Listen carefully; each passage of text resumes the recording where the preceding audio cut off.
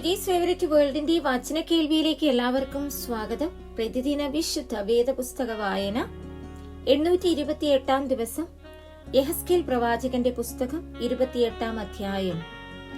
യഹോവയുടെ അരുളപ്പാട് എനിക്കുണ്ടായതെന്തെന്നാൽ, മനുഷ്യപുത്ര, നീ സോർ പ്രഭുവിനോട് പറയേണ്ടത്, യഹോവയായ കർത്താവ് ഇപ്രകാരം അരുളിച്ചെയ്യുന്നു, നിന്റെ ഹൃദയം നിഗളിച്ചു പോയി, നീ ദൈവമല്ല, മനുഷ്യൻ മാത്രമായിരിക്കെ ഞാൻ ദൈവമാകുന്നു. ഞാൻ സമുദ്രമധ്യേ ദൈവാസനത്തിൽ ഇരിക്കുന്നു എന്ന് പറഞ്ഞു. നീ ദൈവഭാവം നടിച്ചതുകൊണ്ട് നീ ദാനിയേലിലും ജ്ഞാനിയല്ലോ. നീ അറിയാതെ വണ്ണം മറച്ചു വയ്ക്കാവുന്ന ഒരു രഹസ്യവുമില്ല. നിന്റെ ജ്ഞാനം കൊണ്ടും വിവേകം കൊണ്ടും നീ ധനം സമ്പാദിച്ചു, പൊന്നും വെള്ളിയും നിന്റെ ഭണ്ഡാരത്തിൽ സംഗ്രഹിച്ചു വെച്ചു. നീ മഹാജ്ഞാനം കൊണ്ട് കച്ചവടത്താൽ ധനം വർദ്ധിപ്പിച്ചു. നിന്റെ ഹൃദയം ധനം നിമിത്തം ഗർവിച്ചും ഇരിക്കുന്നു. അതുകൊണ്ട് തന്നെ യഹോവയായ കർത്താവ് ഇപ്രകാരം അരുളിച്ചെയ്യുന്നു, നീ ദൈവഭാവം നടിക്കിയാൽ ഞാൻ ജാതികളിൽ ഉഗ്രന്മാരായ അന്യജാതിക്കാരെ നിന്റെ നേരെ വരുത്തും. അവർ നിന്റെ ജ്ഞാനശോഭയുടെ നേരെ വാളൂരി നിന്റെ പ്രഭയെ അശുദ്ധമാക്കും. അവർ നിന്നെ കുഴിയിൽ ഇറങ്ങുമാറാക്കും. നീ സമുദ്രമധ്യേ നിഹതന്മാരെ പോലെ മരിക്കും. നിന്നെ കുത്തിക്കൊല്ലുന്നവന്റെ കയ്യിൽ നീ ദൈവമല്ല, മനുഷ്യൻ മാത്രമായിരിക്കെ നിന്നെ കൊല്ലുന്നവന്റെ മുൻപിൽ ഞാൻ ദൈവമെന്ന് നീ പറയുമോ? അന്യജാതിക്കാരുടെ കൈയാൽ നീ അഗ്രചർമ്മികളെ പോലെ മരിക്കും. ഞാൻ അത് കൽപ്പിച്ചിരിക്കുന്നു എന്ന് യഹോവയായ കർത്താവിന്റെ അരുളപ്പാട്. യഹോവയുടെ അരുളപ്പാട് എനിക്കുണ്ടായതെന്തെന്നാൽ, മനുഷ്യപുത്ര, നീ സോർ രാജാവിനെ കുറിച്ചൊരു വിലാപം തുടങ്ങി അവനോട് പറയേണ്ടത്, യഹോവയായ കർത്താവ് ഇപ്രകാരം അരുളിച്ചെയ്യുന്നു, നീ മാതൃകാ മുദ്രയാകുന്നു. നീ ജ്ഞാനസമ്പൂർണനും സൗന്ദര്യ സമ്പൂർണനും തന്നെ. നീ ദൈവത്തിന്റെ തോട്ടമായ ഏദനിലായിരുന്നു. താമ്രമണി, പീതരത്നം, വജ്രം, പുഷ്പരാഗം, ഗോമേതകം, സൂര്യകാന്തം, നീലക്കല്ല്, മാണിക്യം, മരതകം മുതലായ സകല രത്നങ്ങളും നിന്നെ മൂടിയിരുന്നു. നിന്നെ തീർത്തനാളിൽ നിന്നിലുള്ള തടങ്ങളുടെയും കൂടുകളുടെയും പണി പൊന്നുകൊണ്ടുള്ളതായിരുന്നു. നീ ചിറകു വിടർത്തി മറയ്ക്കുന്ന കെരൂബ് ആകുന്നു. ഞാൻ നിന്നെ വിശുദ്ധ ദേവപർവ്വതത്തിൽ ഇരുത്തിയിരുന്നു. നീ അഗ്നിമയ രഥങ്ങളുടെ മധ്യേ സഞ്ചരിച്ചു പോന്നു.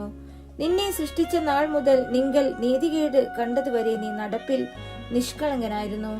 നിന്റെ വ്യാപാരത്തിന്റെ പെരുപ്പം നിമിത്തം നിന്റെ അന്തർഭാഗം സാഹസം കൊണ്ട് നിറഞ്ഞ് നീ പാപം ചെയ്തു. അതുകൊണ്ട് ഞാൻ നിന്നെ അശുദ്ധനെന്ന് എണ്ണി ദൈവപർവ്വതത്തിൽ നിന്ന് തള്ളിക്കളഞ്ഞു.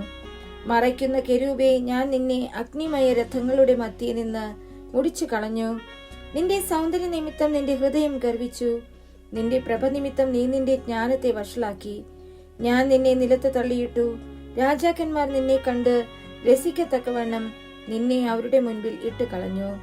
നിന്റെ അകൃത്യ ബാഹുല്യം കൊണ്ടും നിന്റെ വ്യാപാരത്തിന്റെ നീതികേട് കൊണ്ടും നീ നിന്റെ വിശുദ്ധ മന്ദിരങ്ങളെ അശുദ്ധമാക്കി. അതുകൊണ്ട് ഞാൻ നിന്റെ നടുവിൽ നിന്ന് ഒരു തീ പുറപ്പെടുവിക്കും. അത് നിന്നെ ദഹിപ്പിച്ചു കളയും. നിന്നെ കാണുന്ന ഏവരുടെയും മുൻപിൽ ഞാൻ നിന്നെ നിലത്ത് ഭസ്മമാക്കി കളയും. ജാതികളിൽ നിന്നെ അറിയുന്നവരെല്ലാവരും നിന്നെ കണ്ട് സ്തംഭിച്ചു പോകും. നിനക്ക് ശീഘ്രനാശം ഭവിച്ചിട്ട് നീ സദാകാലത്തേക്കും ഇല്ലാതെയാകും. യഹോവയുടെ അരുളപ്പാട് എനിക്കുണ്ടായതെന്തെന്നാൽ, മനുഷ്യപുത്ര, നീ സീദോനു നേരെ മുഖം തിരിച്ച് അതിനെക്കുറിച്ച് പ്രവചിച്ചു പറയേണ്ടത്, യഹോവയായ കർത്താവ് ഇപ്രകാരം അരുളിച്ചെയ്യുന്നു, സീദോനെ, ഞാൻ നിനക്ക് വിരോധമായിരിക്കുന്നു. ഞാൻ നിന്റെ നടുവിൽ എന്നെ തന്നെ മഹത്വീകരിക്കും. ഞാൻ അതിൽ ന്യായവിധികളെ നടത്തി എന്നെ തന്നെ വിശദീകരിക്കുമ്പോൾ ഞാൻ യഹോവ എന്ന് അവർ അറിയും. ഞാൻ അതിൽ മഹാമാരിയും അതിന്റെ വീഥികളിൽ രക്തവും അയക്കും. ചുറ്റിലും നിന്ന് അതിന്റെ നേരെ വരുന്ന വാൾ കൊണ്ട് നിഹതന്മാരായവർ അതിന്റെ നടുവിൽ വീഴും.